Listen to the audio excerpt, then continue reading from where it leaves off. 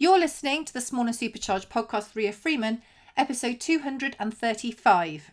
Well, on today's Small and Supercharged podcast, we are joined by someone you won't know him, but you'll know his wife if you've listened before. And poor old Brian has been putting up with me crashing at his house and dragging his wife off to random events in London. So today we are joined by Brian Chappell, who is a cybersecurity expert. I was going to say wizard, but I feel like expert's more relevant. It's still elaborate, but we'll go with it. So, can you tell us a bit about you? Absolutely. So I'm sure it's impossible to believe this if I say it, but I've been in IT now for well over 35 years. Absolutely unbelievable. I know. I still look like I'm 24. I sometimes claim I'm 24. It's just been a hard life. But I have the dubious pleasure of starting my career in Amstrad PLC, which many may know as Alan Sugar's company. And I have worked not directly for Alan, but he's been in my office on many occasions, and I've had many meetings with him. So an interesting start to my career, and one that certainly set me on a course, shall we say.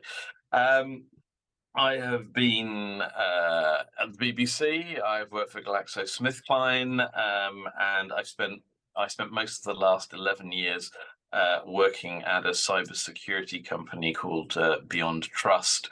I left them at the end of November. But during that time, I worked on the go-to-market team, as it's called, working in sales, talking to people day in, day out about the challenges they have with implementing cybersecurity. I also worked on the product side, defining how and where the products went. And I spent the last 18 months of my time there as a security strategist, talking to some of the largest companies in the world about the challenges they have, as well as talking at conferences, speaking to the press, and dropping out the odd book, which Cloud Attack Vectors, available from A-Press and all good sellers. Have to have the pitch for the book. Definitely. But throughout that, I've talked to organizations of various sizes, from the very smallest to the very largest. And that has, as somebody who prior to joining that company would have probably been the first person to say that cybersecurity vendors are a bunch of shysters, I changed my view. I got with a very good company. And, you know, the best ones out there, and this is just kind of a general theme, is if anyone's trying to scare you, I'd run 100 miles from them. Good cybersecurity vendors are about helping you understand and be prepared for the risks that are out there. And, you know, there isn't everything we do in business, and cybersecurity is just another one of them. I think that's a really good point. As you say, I think when anyone uses fear as their sole marketing tactic, you do need to think, is that all you've got? I run away from that in anything, whether it's insurance or anything, makes me just think they're not the people for me. No, absolutely. I think in many ways, there are, you know, cybersecurity, because it is such a huge thing. It's easy to be scared of in the first place. And then when you think about the potential impacts we see in the press for organizations with cybersecurity, that is literally terrifying, certainly for small business owners, because it can seem something you couldn't possibly recover from. But the truth of the matter is there's somewhere in between. And like so many of the decisions that, you know, your listeners are going to be taking on a daily basis, you know, there's risk in everything we do. It's about understanding the risk and being able to take the right actions to help us lower that risk. And you know, it's the same thing. And you know, it's where it's important to stop thinking about, oh, it's technology and maybe I don't know about technology. And I meet so many people in small businesses who feel that technology is something to be a little afraid of in itself. You know, it's you need to kind of step away from the technology and make sure you just keep it in terms of risk, because it's kind of an interesting way of looking at cybersecurity, which is to think of it in terms of business continuity. This is another kind of big business term, which may not be something small businesses are thinking about, but you kind of do without knowing you're doing it. It's about the things you do to make sure that you can keep doing business. It can come down to something as simple as keeping yourself healthy, eating well, getting plenty of sleep, those sorts of things, having holidays. Even though, having been a contractor, I know how hard that can be. Step away from your business, have a break. But turning it into that thing, it's just another thing we do to try and ensure that we can keep doing business. Yeah, I think that's a really great way of putting it. So taking it right back to its basics, what is cybersecurity? Okay, so I guess that we often just refer to it as security when we're talking about it, because it's just one aspect of it. If we were thinking about an organization that's large enough to have an office space, I always relate cybersecurity to the security that you put around your building. Let's think of an office building. It's about ensuring that only the right people can gain access to the sensitive areas of your building. And in most cases, you don't want random people wandering around even the insecure parts of your business, because you never know what people are talking about in the corridors and the water coolers, etc. So, it's about keeping the bad people out, keeping the good people in. Not not all the time. We want to let They them can out to go home. leave. They can leave from time to time. But we also want to make sure that even the good people only have access to the things that are relevant for them to do their jobs. And we want to make sure that those things, those controls that we put in place, are as least friction as possible, that they don't stop people doing their job. So the idea is with cybersecurity, we're looking at all of the technological pieces of your business services or infrastructure, and just looking to make sure that those things are as secure as they can reasonably be. And I know that some of my cybersecurity colleagues kind of cringe when I say things like that, and I've had a very significant analyst challenge me on that dramatically, saying, "Oh, should we not just try and get 100% security every time?"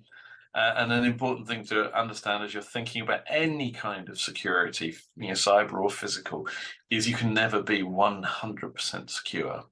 And that's okay, because it's about understanding the risk that's left and making sure that you're aware of it. You've got to be able to put that out. And in cybersecurity, it will come down to a cost benefit, as it does pretty much in everything.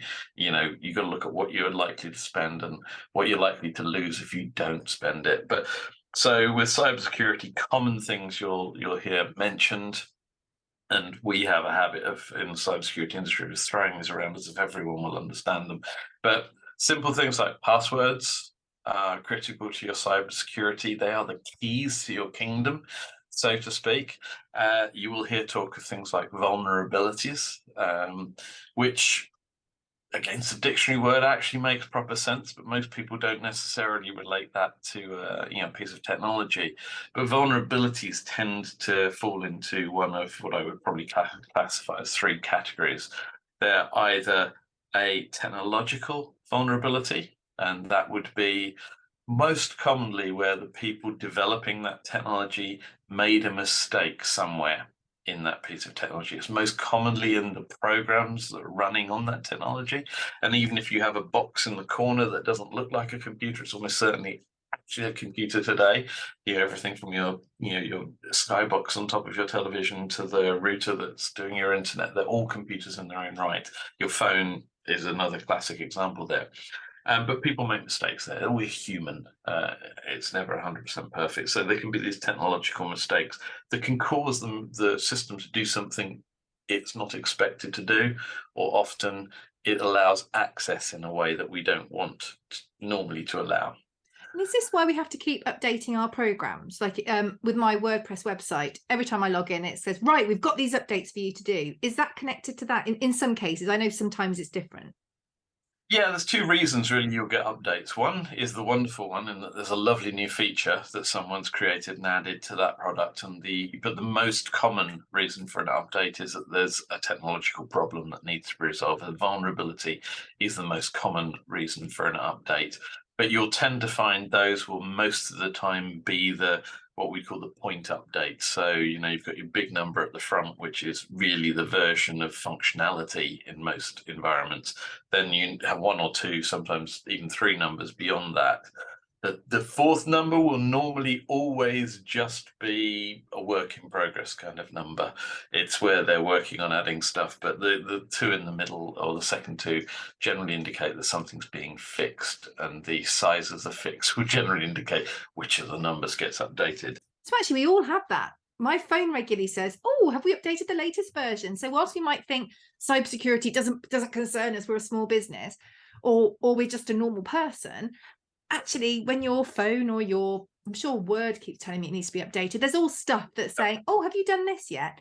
Those are that affects all of us. And I assume, correct me if I'm wrong, that by actually doing those updates, we are helping our own cybersecurity and stopping the bad people getting into our buildings. Absolutely. In kind of large corporate terms, we refer to patching our software and as updating it. Sometimes you can get smaller updates that are just patches. And when Microsoft comes to your Windows files up and says there's updates, those are generally patches. When you're updating an actual version of a product, then I tend to refer that as low resolution patching, in that it's a big block of updates that come in together, and it is the best thing that people can do to keep their systems safe and secure as they possibly can. So and I would always argue, certainly for small businesses, that's the way you approach it. There are patch management tools out there that can help you keep control of this. They're more useful when you've got hundreds, thousands, or in some of the customers I've talked to, hundreds of thousands of systems that are out there, because you just need that bit more scope in what you're doing. When you're one person or half a dozen in the building, just keep up to date with the patches. In very rare occasions today, we do sometimes see patches causing a problem. But again, I'd say it's more likely to happen when you've got 100,000 systems on the back end. If there's only 5 or 6 of you or whatever it is, you're more likely to get away with it each and every time, and it's safe to do. And the people developing these things have gotten a lot better. For those of my age will remember the Microsoft Service Pack 1, 2, and 3, in that you quickly learned you didn't install 1 or 2, you waited for 3, because the first 2 would break many, many things. But we don't have that today. The second kind of vulnerability we hit is what I call a configuration vulnerability, and this is on our shoulders as the people looking after these systems, where we've got a value we can change somewhere in the system to set something up, and we set it up incorrectly. There are many, many resources out there on the internet for ways in which to configure various pieces of software. I mean, the most common things you'll need to deal with is Windows or Mac OS or Linux if you're more technically advanced. There are lots and lots of resources out there from organizations who specialize in this stuff, including the people who produce the operating systems, on how to configure them safely and securely. Go look for them. They're out there. They will tell you everything you need to set to make sure that your implementation is safe. So if you have systems that are directly connected to the internet, and I'll go a little bit beyond just using your laptop to connect your home Wi-Fi and connect out. Yes, you do want that to be secure, but that's a kind of a different scenario. If you've got servers serving websites that are sitting on the internet all day, every day, then those have the opportunity of being attacked all day, every day. So making sure those things are configured well, where you expect people to access them, is your first call. Obviously, everything else you have that's connected to that internet connection should be secured as well as you can. In addition to that, and the primary thing for there is going to be, before you get to configuration or even the patching, make sure all the passwords that you're using on your environment are nice, long, secure, complicated passwords. This may sound horrific for people. Yeah, I'm actually getting a little bit. I've got a note here about passwords to speak to you about, because I don't know how you're meant to remember them all. And I know you're not meant to remember them. I know there's systems. But it is quite difficult when you're trying to manage your life. I mean, I know you get this as well, but it's how many capital letters, how many symbols, numbers, all of these things. But is it because it says don't do this, don't do this? don't have it the same as anything else. Do these things really make a difference? They do, and it's interesting because passwords are in a way a configuration item that you're setting. It's a value you can update yourself, and it's vitally important. Now we've all been guilty of this, and me as much as anyone else. In the early days of my career, when we first started to have networks, IT guys tend to be a little egotistical at times. So we're well known for using passwords like God and Master and No, yeah. we- Oh yeah, we're going behind the curtain here. absolutely. We're the worst. Well, IT guys are inherently the worst for reading manuals, for following guidelines, all this kind of stuff, because we supposedly know what we're doing. But um, you know, creating silly passwords that are easily guessable, reusing passwords between systems, and we'll come back to that in a second. But if you're out there feeling that you're bad in this, as I said to many customers who still had spreadsheets with passwords in them, and they did have a password on the spreadsheet, but it was invariably a very short password and often master. Uh, it doesn't really help you at that point because you've given away the or thrown out the baby with the bathwater, as might be said. But when we're looking at those passwords, if somebody's trying to break into your system, most usernames are relatively easy to guess, especially today, because they're often your email address. Mm. And if you work for a company or you've got company email set up, it's going to be first initial last name, or it's going to be first name dot last name. There's a number of easily guessable, but the password, the username, is in many ways part of the set of keys that you're bringing forwards to access a system. The password becomes the most vital piece in that as an initial activity. And so if you're using a word from a dictionary, if you're using letters instead of numbers, instead of certain letters, replacing E's with threes, A's with fours, S's with fives, and zeros with O's, those sorts of things. As hackers, we know about this stuff. We have dictionaries with hundreds of thousands of words in them, and we know to check just replacing certain letters with numbers. We know to check with a capital as the first letter on it. We know to put a full stop on, or an exclamation mark or a question mark on the end of it, because these are the things that people do. We also know to take each one of those words, a 1, a 2, a 3, a 4, on the end of it sequentially, because we know that when you've got a password you think's a good password, and you're forced to change it every now and again, you'll just make password 1, password 2, password 3. I feel like you are speaking directly to me here. I don't like it very much. I need to go now do all my passwords. But if someone's trying to attack your computer, they're trying to get in. I mean, I assume it's a computer system that is doing it. So it'll go through all these different processes in a super quick amount of time.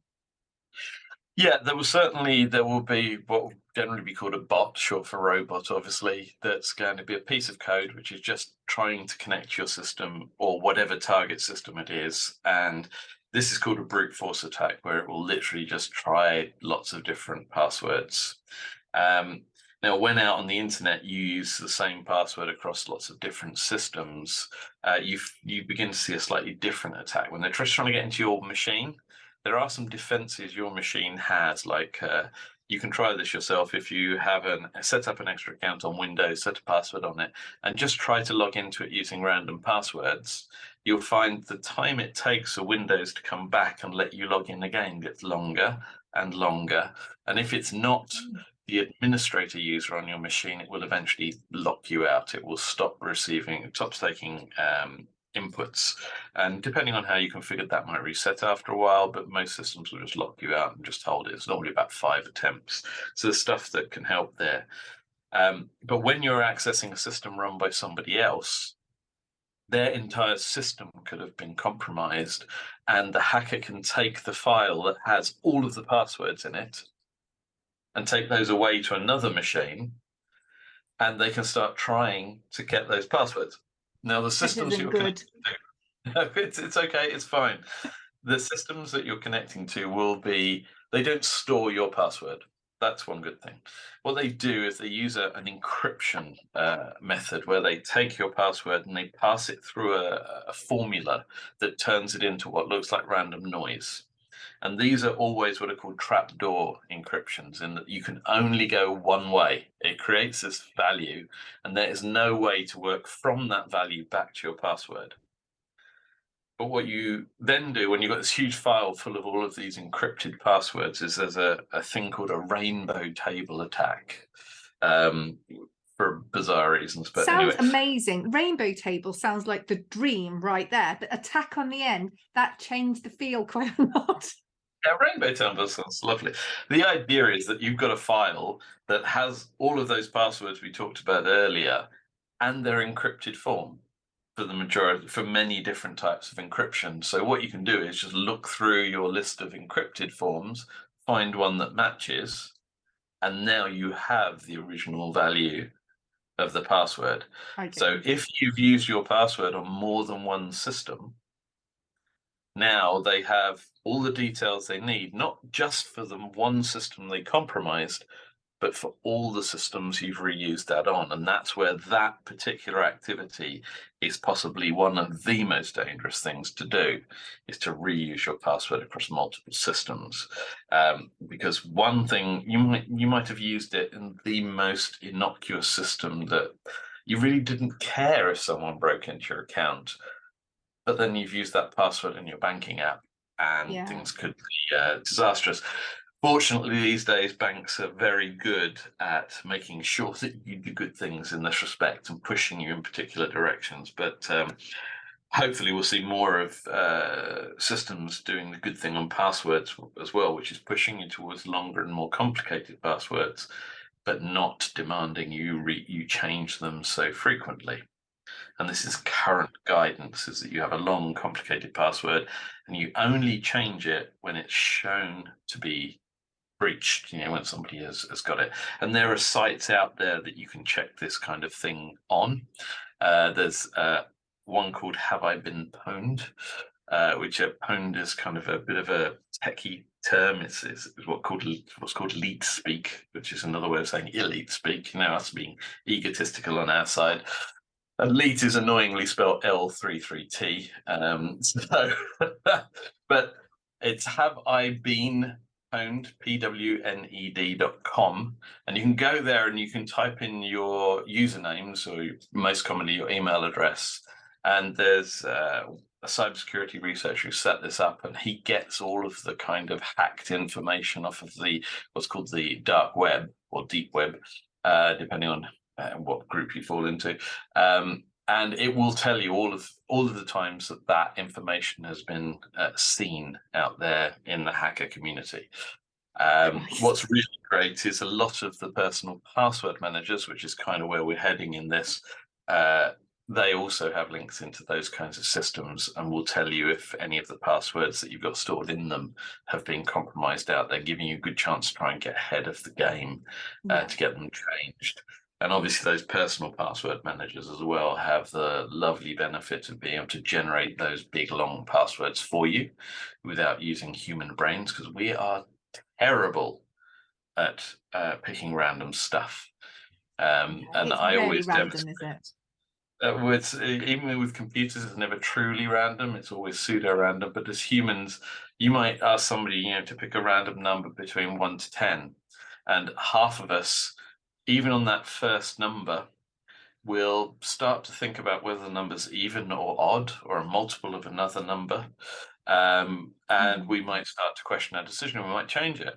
If I ask you two numbers, you won't pick the same number twice, even though that could be entirely random. You've now made it not random. This happens in all the things we do. So, we're not very good at that. So having the machine that can be a lot more random helps. So then you can pick nice long random passwords, and as you're creating them, you're also creating the notebook of where you've used it. And in most cases, it'll fill them out for you as you go to those websites or you open those applications. So there's lots of benefits of using those. And yes, there is a cost to the good ones in that space, but it's invaluable. It's nothing compared to the risk of being on the other side of it, because even as an individual,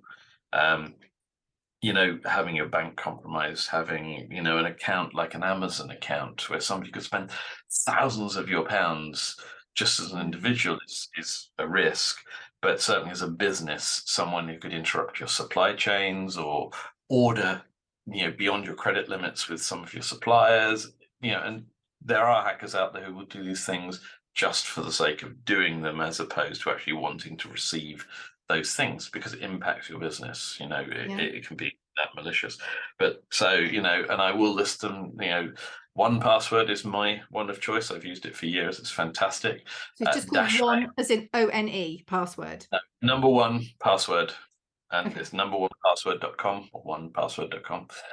There is Dashlane, which is exactly as it sounds, dashlane.com. A good friend of mine is the chief product officer at that company, and so they produce a good one. And LastPass is the one that most people have heard of.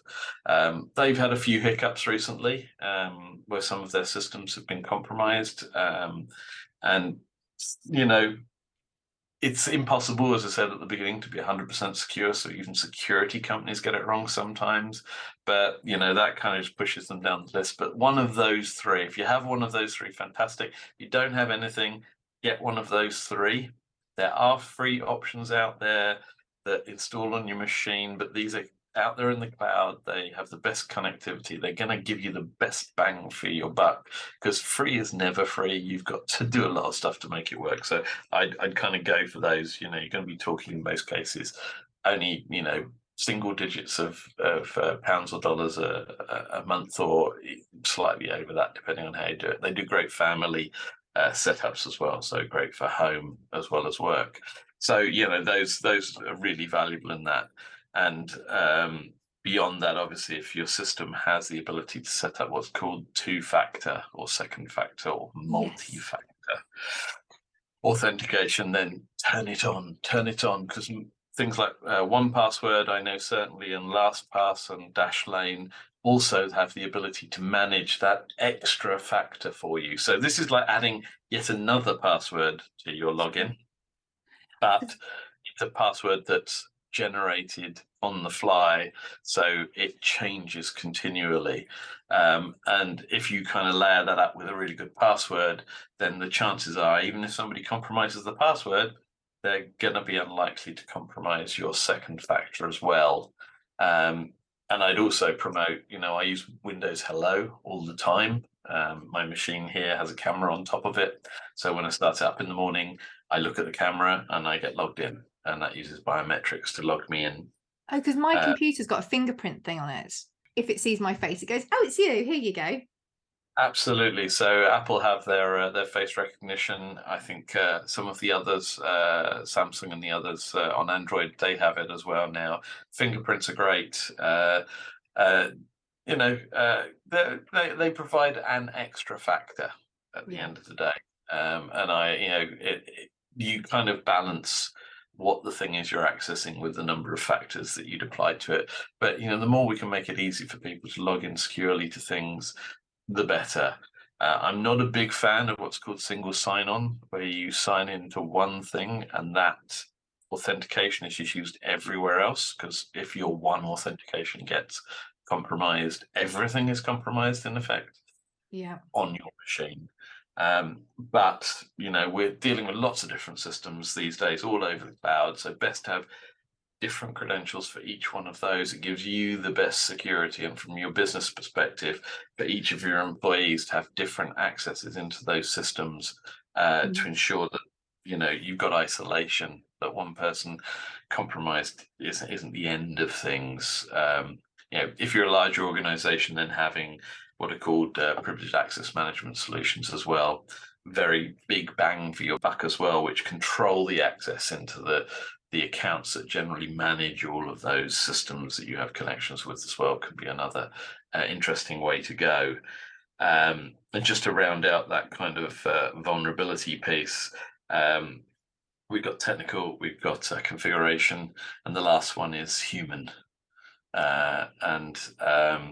It's not a fault, it's never a blame situation being a human vulnerability, but we are susceptible to manipulation. And there are many kind of people out there who are very good at this, who will phone up and organizations, companies, and say, "Oh, I'm having a dreadful time of logging into this system. Oh, I can't get in. Can you help me?" One of the most classic one I heard was a young lady who was just playing noises of a baby in the background, who was crying, screaming, and so she's putting on that she's stressed about that, and she's trying to get into their joint. I think it was their electricity account or the telephone account, and the poor person on the help desk on the other end ends up over helping them. They're manipulated by that person, so they become a human vulnerability.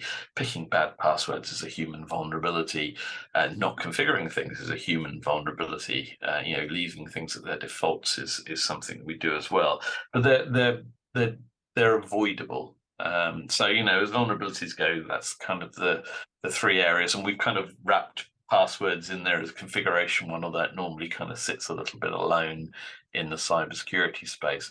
But those are kind of some fundamental things. The configuration information is out there for free. Picking good passwords or long, complicated passwords, you can use phrases. Song lyrics, don't pick top of the pop chart songs, because they'll be in the lists that people are trying against your system. But keeping the punctuation in those phrases gets you through those extra things, like those capitals, those symbols, and those numbers and things. Replace the number one with a one or something like that. Yes, it will be probably, if it's a well-known phrase, caught pretty quickly. But if it's not, if it's something that's only relevant to you and your family, perhaps, or within your company, a little saying you have that might help in that space. So there are other approaches you can take without spending any money on a personal password manager. But to be honest with you, you're saving yourself nothing in that regard, and I do not get any commission. No. Now you mentioned two-factor authentication, and that's something that I think lots of people listening, whether they've got small business, whether they've just got social media accounts, we hear about it all the time on Facebook and on Instagram particularly. I'm pretty sure the others have got it as well, but because I spend most of my time on those two. And I know quite well, I don't know how long ago now, say a year ago, I spoke to a lady from the English stamp company, and they didn't have two-factor on, and their account got hacked. And they had someone say if you gave them, I think it was a certain amount of money, they'd get their account back. They didn't, and their account vanished. So what is two-factor to start with? And obviously it's not just how massively inconvenient it is, but depending on the kind of account you've got, it could also be like customer details and customer information sent via direct message, couldn't it? So it is something, especially when we can do it for free on these platforms. So what is two-factor authentication? Yeah, I mean, it's a subset of multi-factor authentication, which is just going even further. Most people only use two factors. So the term factor, is just a kind of, I guess, a maths term in many ways. We think of each stage, each piece of verification that you're providing as being a factor in the total authentication of your identity. And that's the thing you think about when you're using a login. It's about proving to the system you're connecting to that you are who you say you are. So the first factor in most scenarios will always be a password. With things like Windows Hello and your face authentication onto your phone, actually your biometric face is becoming your first factor into that system, because it probably only needs one. The more secure that we get systems, the more authentication factors we need. So, if you're coming into your office building, previously, if there's somebody at the security desk, they might have just gone, morning, Ria, nice to see you. And your face has actually gotten you through without really even thinking about it. They recognized you. But then the company comes along and puts barriers in, and now you have a pass card. Security is still going to be looking at you. And anyone who's struggling at a barrier who they don't recognize is likely to get challenged very, very quickly coming into the building. So you can think of it in those terms. There's always something else. And when we're talking in cybersecurity about authentication, you tend to have the something you are, which would tend to be your name, something which would be your password, and something you have are kind of the three of the factors that you bring forwards in your authentication. So yeah, your username, your password, and what used to be like a token, which people might have had these at work at some point, a little RSA token, as it was called, just had a little digital display with a number on it, 6 digits long, which would Yes. change every 30 seconds and just keep Yes. working through. Now we've kind of gone beyond that, and the options we have for additional factors get significant in that we've had some systems which send you an SMS with a code. I've got an app actually called, I think it's called Duo. Yes, Yeah. the Duo something app, which does the two-factor for, I think, Instagram and Facebook, and that just generates a number. I think it might be 6 digits or 4 digits Generally 6 digits. every. I mean, this isn't the most informative thing. I can't remember, but it's like every 30 seconds or minute it changes, something like that. Yeah, it will be in that kind of cycle. And there's Google Authenticator, there's Microsoft Authenticator. As I say, 1Password, Dashlane, LastPass all have these things in them as well. And basically, I think at the very simple level, what you're doing is you have a value inside the system which is changing on that period, and then it's actually encrypted, and that 6-digit number is the encrypted form of that value. Right. And that just confirms that you have that side, that it is you. Because when you first set it up, you'll turn on two-factor authentication. It will give you a QR code or something you scan with your phone, or give you some value to enter into the authenticator. It will provide a value back, and you provide that back out to the system, and that kind of gets them into sync with one another and ensures that it's the right kind of mechanism to work. In many ways, it's not a particularly complicated encryption, but it's the fact you don't know the original value, and you don't know necessarily how the value is changing. You can't predict it in that regard. You have to know the first state to be able to get to it. So that then gives you something which can't be guessed. Even if somebody captures that information when you enter it, it's almost instantly invalid. It can't be used again. And that number may come up again in the future, but when? Who knows? The attacker is going to reveal themselves to the target system, because they'll be banging away with this number which doesn't work. So your account will probably get locked long before you hit that problem. But we also have this ability now to use faces, fingerprints. My bank also, for telephone banking, has my voice as one of my possible authentication mechanisms. They give you a phrase to say, which is, unsurprisingly, my voice is my password. There's no secret. I've heard that one before, but yes, that's really clever, actually. Yeah, and there are other things that go on, like you might have seen things like captchas, which are very I hate those, when it's which of the squares have got traffic lights in. I feel like it's a test that I regularly fail, and then I'm kind of shouting, no, I really am a real person. Yeah, that's helping stop some of those bots make those attacks. It doesn't actually really protect your account, because anyone getting, any human will get the right answer. Well. But you've got two chances generally. You get two screens of all of these things, and interestingly, the first one is the test, and the second one is you helping give more data to them about which squares have traffic lights in them, for the next person to be tested. So they're constantly adding more data to the system, and you training. It used to be words, recognizing words off of a page. The first word will have already been understood, and we know what the word is. The second word is you training the system with another new word. And if enough people give the same input, check the right boxes, or the same boxes, or pick the same word, then we know we've got the right one, and we can improve the system by giving more and more possible options out there. So that's an interesting way of just trying to stop the bots attacking quite so frequently. But when it's just a checkbox that says just click here to say I'm not a robot, how and where you click is how it knows to hit the checkbox.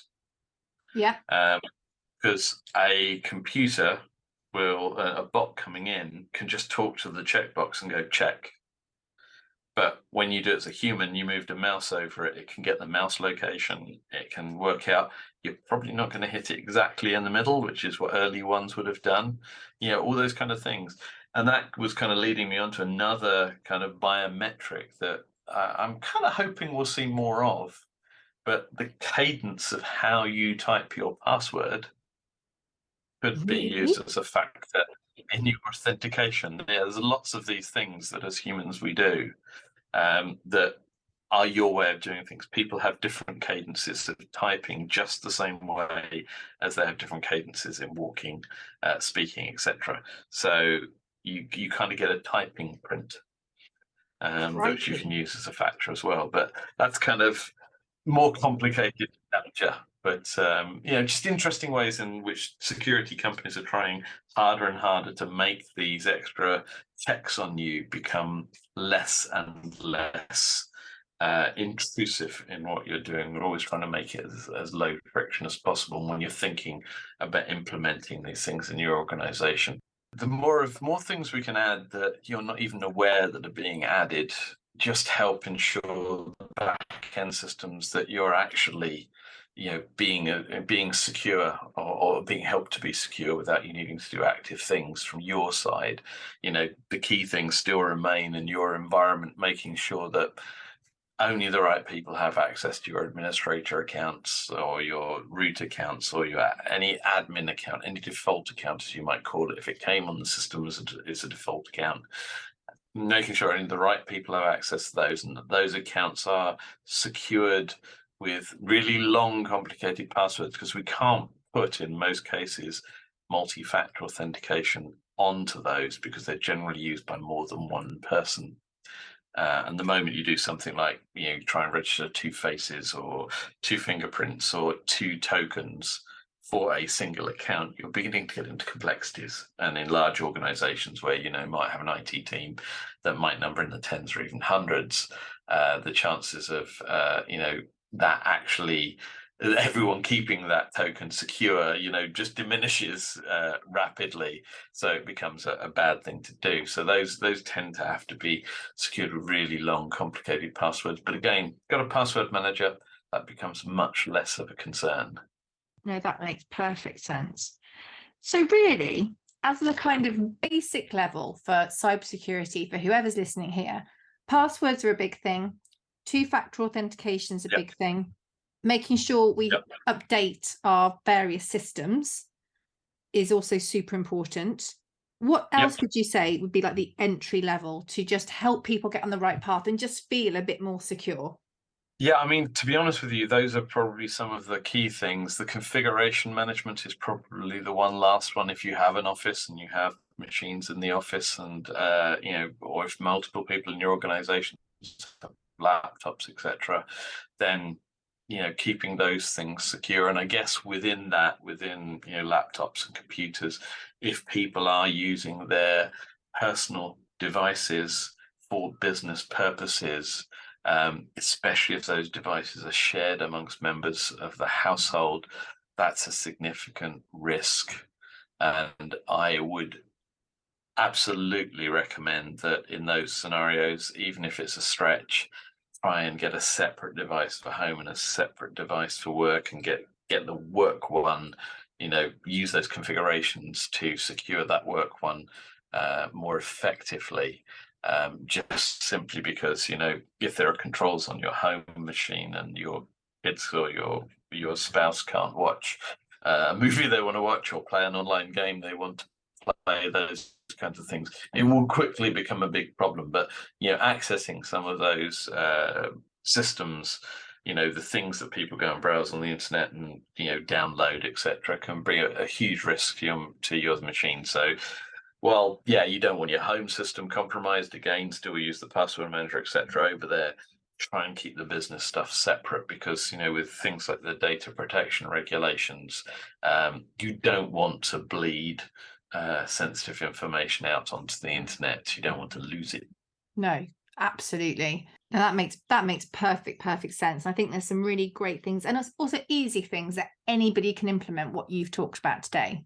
Yeah, absolutely. And, while people might be horrified at the thought of another laptop or something in their environment for work, making use of things like Office 365 or Google Apps, those online office suites with online storage and everything, means you can use that business device as being something like a Chromebook.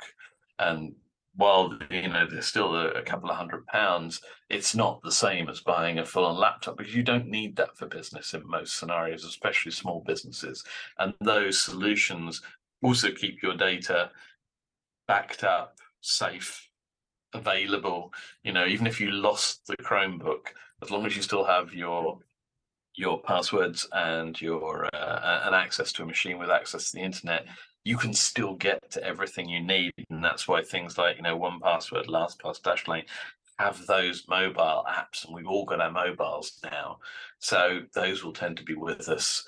And one last thing on passwords there, when you get your 1Password, LastPass, Dashlane, whatever it is, make sure the password for accessing that is a long, complicated one. You might think you won't remember it, but it's the one password you need to remember. So it's not like you're going to remember hundreds anymore. So make it long and complicated. And after you've typed that a dozen times, you'll be surprised at how easy it will be to remember. And the likelihood is also on your phone. Just looking at your phone or touching a finger to it is going to get you access into that as well anyway. But you want to make sure that that store, that crown jewels, is as secure as it can be. Yeah, no, that makes perfect sense. God, I've got some little projects to do this afternoon. So if people have been listening to this, and I'm sure that they'll find it really interesting, I found the whole thing really, really interesting. You are doing a webinar in the not too distant future where you'll be going into some of the things we've talked about, and I'm sure lots more in more detail, aren't you? Yeah, absolutely. I'm doing a webinar with the Small Business Britain team and the Lloyd's Cyber Academy. We're recording that on the 2nd of March. I don't know if it's going out live at the same time, and we don't yet have any links for people to be able to view it, but I'm sure that's something that we could get out to the listeners through yourself when available.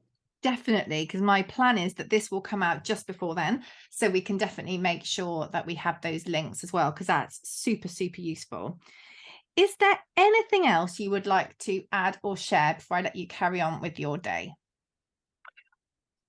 Not really. I think it's just about having that extra step, that taking a pause before you make a decision, and just trying to change your thinking a little. And it's something that happens from the smallest to the largest companies, in that we've gotten into a habit of doing things and then thinking about how we make them secure. And we just kind of need to take that beat, that pause, and think about how can we do this securely. And it's the slightest change in how you're doing things, but it's so much easier a change to make when you're a small business and get that ingrained in the way you operate. Making sure that you can continue to do your business when you need to do it has to be one of the most important things you're doing. And cybersecurity is just one of the critical elements that sit under that, that need to be brought in. And when you do these things, when you think about this from the very beginning about how we can do it securely rather than do it and then secure it, it's also so much easier to do at that stage. Retrofitting cybersecurity into a system that wasn't implemented securely is a pain each and every time. So I say no. That's quite a big answer for no. But yeah, just if you can, just try and change your thinking a little bit to think it's kind of security. It's not quite security first, but it's security is in that first set of things you need to think about when you're making any changes in your organization. And don't be afraid to reach out to the community. The cybersecurity community is out there. Every one of us wants you to be more secure, wants to help you do that. Obviously, some people are going to charge you for services for that, but there's an awful lot of people out there who will just give you advice for nothing. So don't be afraid. And this is the third nothing I've got to add.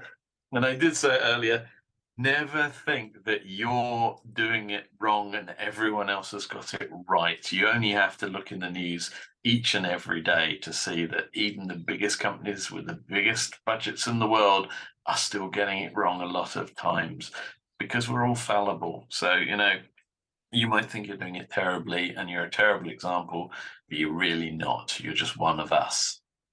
And I guess the thing is having that awareness and the things that you can do, that willingness, sorry, to learn and change is a massive part of anything, isn't it? And I imagine that's exactly the same for this as well. Yeah, it's we said at the beginning, about being about risk. It's the same things. There's nothing new or different that you'll do in this scenario, but being willing to learn, being willing to make changes, and in some cases, being willing to take a little bit of friction for the benefit that it brings, just makes a whole heap of difference. I often have talked to companies, and one of the things they'll say is when one of your competitors is being breached and they're running around, somebody is running around trying to kick the hackers out of their system to regain control of their environment. Do you want to be the person doing that, the person watching that while you're still doing business? And that's the kind of level that this should be sitting in your thought process when you're thinking about cybersecurity. It's not, as we say, it's not an add-on. It should be part of the fabric of doing business. No, that makes a lot of sense as well. Now, if somebody wants to find you, not by hacking into a system, people, but by just find you online, and you do promote lots of really interesting things through there as well, and lots of links for people to read about more information. So where would they find you online? Probably the best place to find me is on LinkedIn, where I am Brian Chappell, one word, so it's BrianChappell is my handle on LinkedIn. I do have Twitter with BP Chappell, but I'm less active on Twitter these days than I used to be, and occasionally I do post. I started up a new blog late last year, which is www.brianchappell.co.uk.